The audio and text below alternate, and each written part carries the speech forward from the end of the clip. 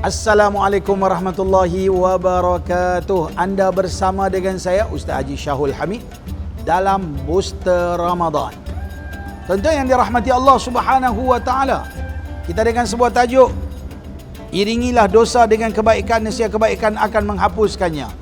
Kata Nabi SAW, hadis yang diriwayatkan oleh Imam At-Tabarani dengan isnadnya yang baik dan periwayatnya dikatakan thiqah, di mana hadis riwayat daripada Abi Salamah dan Mu'ad radhiyallahu anhu.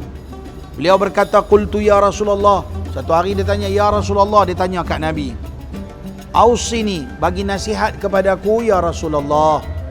Tuan-tuan, dalam Islam disuruh supaya kita kalau jumpa orang-orang alim ulama, tuan-tuan guru, ustaz-ustaz, orang-orang yang pandai agama, kita jumpa tersampak kat mana-mana, nampak ada kemampuan, ada macam suasana yang boleh kita minta nasihat, kita minta nasihat. Kita jumpa di masjid, tanya, ni Tok Guru ada masa tak? Lapang sikit, saya nak minta 5 minit, tolong bagi nasihat kat saya. Mungkin dengan sepatah dua kata, dengan satu dua ayat Quran maupun hadis yang diberikan nasihat kepada kita mampu merubah segala-galanya. Barakah daripada alim ulama, doa daripada alim ulama, kehendak Allah Subhanahu wa taala asbab untuk kita berubah. Maka kita minta nasihat, mudah-mudahan dengan nasihat itu bermanfaat. Dan sebab itu Allah Ta'ala kata apa? Wa tawasau bil haqqi wa tawasau bis sabr. Berpesan-pesan dengan kebenaran. Kita menasihati dengan perkara-perkara yang baik. Maka ini dibuat oleh para sahabat. Mai jumpa Muaz radhiyallahu anhu, mai jumpa Nabi. Ya Rasulullah, bagi nasihat kepadaku. Apa Nabi SAW kata? Nabi kata, u'budullaha ka'annaka tarah. Beribadahlah kamu kepada Allah seolah-olah kamu melihat Allah. Wa'dud nafsaka fil mauta.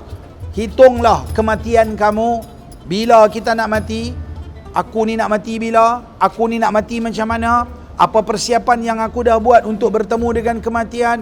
Ya Allah, bagi timbul keinsafan, kerana kullu nafsin dha'iqatul maut, setiap yang bernyawa pasti akan mati. Mati tak syarat tua, mati tak syarat susah, mati tak syarat sakit. Bila-bila masa aja boleh mati. Tengah duk seronok, tengah duk gelak-gelak aja boleh mati.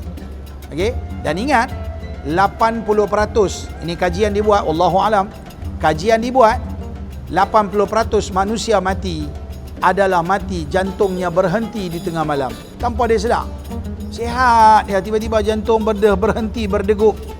Hak mati accident, hak mati covid tu satu hal lah. Hak mati accident, mati penyakit-penyakit lain baru 20% tolak covid lah. Okay, kerana covid ni bawa wabak, jadi banyak orang mati dalam masa yang terdekat. Maka bayangkan tuan-tuan, bila-bila boleh mati. Maka Nabi kata apa? Wa'dud nafsaka fil mauta. Bayangkan, hitunglah diri kamu, bagaimana kita nak berdepan dengan kematian. Wadhkurillaha inda kulli hajarin wa inda kulli syajarin. Zikirlah, ingatkan Allah di mana saja kita berada, baik di celah-celahan batu, ketika mana kita berjalan, batu yang kita duk berjumpa, ataupun ketika kita melalui di kawasan pokok kayu, maknanya di mana-mana. Wa idza amilta sayyi'atan, maka apabila kamu, ini berita gembira, kata Nabi SAW, berita gembira. Apa dia berita gembiranya? Apabila kamu melakukan satu-satu amal yang buruk, fa'mal bijambiha hasanah. Selepas itu jangan lupa ikuti dengan keburukan, dengan kejahatan yang kita buat dengan perkara-perkara kebaikan. Masa kita buat tu kita tak sedar. Masa kita buat tu kejahatan tu kita macam diselubungi oleh kejahatan tu sampai tak nampak benda kebenaran. Kita terlupa, kita ghalit, kita jadi lupa seketika. Ditipu oleh hawa nafsu, syaitan dan dunia. Tiba-tiba ambil sikit masa kita dah mula insaf. Ketika timbul keinsafan, ya Allah, kenapa aku buat macam tu? Aduh, silaplah aku. Maka ketika itu iringi perkara-perkara kejahatan itu dengan kebaikan. Mudah-mudahan kebaikan itu akan menghapuskan kejahatan yang telah kita lakukan. Jangan jadi seperti mana sebahagian daripada manusia, bila dia dah buat jahat, dia kata apa? Alang-alang aku buat jahat, baik aku terus buat jahat, terus buat jahat, terus buat jahat, terus buat jahat. Sepatutnya dia tak boleh kata macam tu. Aku dah terlajak buat jahat, aku sepatutnya iringi dengan kebaikan. Mudah-mudahan kita dapat mati husnul khatimah. Nabi mengakhiri hadis ini dengan katanya, as-sirru bisirri wal alaniyatu bil alaniyah. Kalau benda yang kita buat jahat itu adalah secara tersembunyi, cukuplah kita minta kita dengan Allah. Tetapi apabila dosa dan kesalahan itu kita buat melibatkan orang ramai ataupun diketahui oleh orang ramai, maka taubat juga perlu diketahui oleh orang ramai supaya tidak menimbulkan fitnah. Ya, kalau tidak dia akan timbul fitnah. Orang tahu kata kita murtad tapi kita tak mengucap di khalayak ramai, maka orang akan menghukumkan kita sebagai orang yang bukan Islam. Maka akan timbul fitnah. Nanti tentang jenazah, tentang nak bagi mandi, kapan semayang, macam-macam isu akan timbul, fitnah di kemudian hari. Maka sebab itu tuan-tuan, jangan lupa untuk terus meminta ampun pada Allah.